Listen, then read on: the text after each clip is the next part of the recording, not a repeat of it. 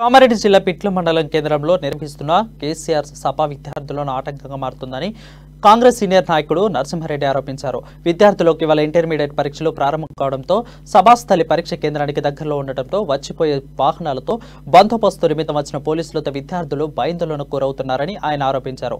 ఈ పరిస్థితులు విద్యార్థులకు ఆటంకంగా మారి విద్యార్థులు పరీక్షలు సక్రమంగా రాసే పరిస్థితి లేనట్టు ఉందని నరసింహారెడ్డి తెలిపారు.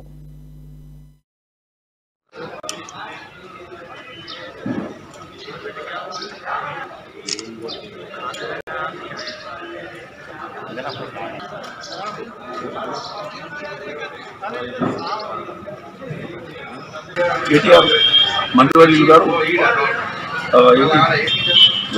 అభివృద్ధి కార్యక్రమం ఇట్లా ఇదంతా వస్తుంది.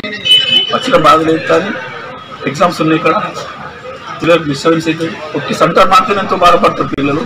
ఇప్పుడు ఎంతమంది పోలీసులు ఉండకపోతే ఒకవేళ పిల్లలు ఎవరైనా పేరుకి మాత్రం గవర్నమెంట్గా బాధ్యత కేటీఆర్